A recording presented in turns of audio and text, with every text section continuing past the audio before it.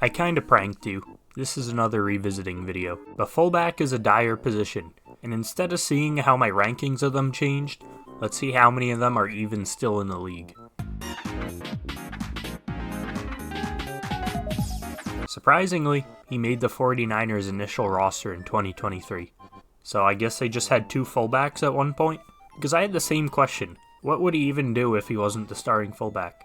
I guess nothing, because he never got in the game. He bounced around the Bucs roster and the Steelers practice squad, but got released off it on October 1st, and he has not been seen on a roster since.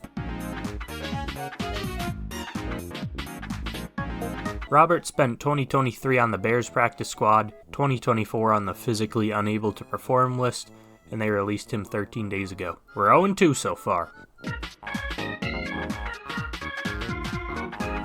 Henry Pearson played 11 snaps in 2023 and stayed with Green Bay all the way until final roster cuts this season.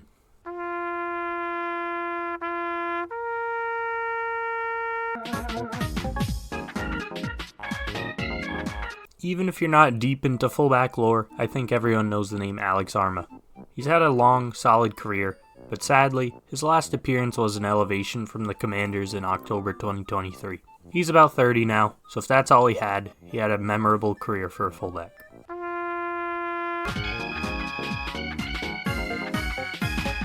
Gilliam, though, is still kicking it with the Bills.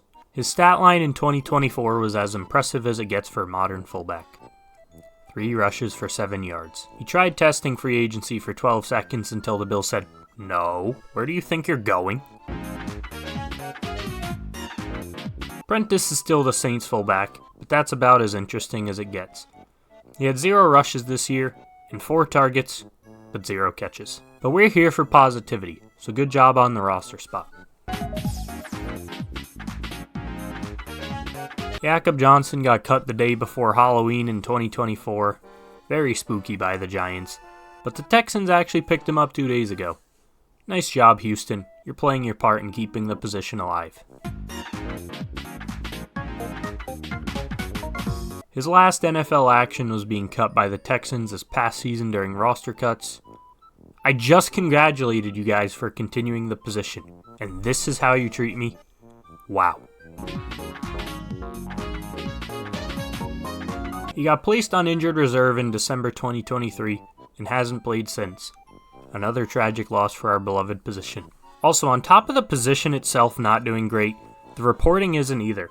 Like, if you look at his Pro Football Reference page, it just says the last thing is he was on injured reserve. So, like, hypothetically, does that mean he's just, like, forever in a void on injured reserve? Hunter was once again the Cowboys' starting fullback. He had 12 rushes and 12 catches. I'm a fan of this guy.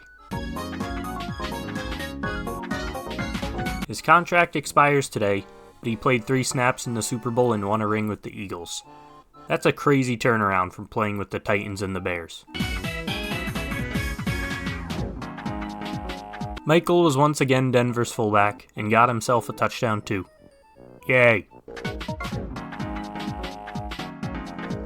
Ham was a Viking last year, this year, and next year. Love to see it. Beck started the year with Green Bay, went back to Houston, didn't return any kicks for touchdowns this time, and now he's on a futures contract with the Jets. Nothing wrong with touring the country. Ricard added another Pro Bowl, got a first-team All-Pro, and might have given this position another 5 years to its lifespan. Some people like me thought Odell to the Dolphins was a high upside signing. But if you expected Alec Ingold to end the year with more receiving yards than him, you'd be right. But regardless, jokes aside, he's still on the roster too. Odell is not. I'll admit, it was looking scary at first. And then they just brought him back like nothing happened. Silly Kyle. So, not gonna lie, the future of the position is still kinda bleak. But I honestly thought it would have been a lot worse than this. 10 out of the 17 from last year's video are still rostered, and new Patriots head coach Mike Vrabel said he wants to have a fullback next year. So, in conclusion, While the position's lifespan may have gotten a little worse, I don't think it's exactly dying yet. And to be honest, I did not think that was going to be my conclusion. Fullback bros, we're not going out without a fight. See ya.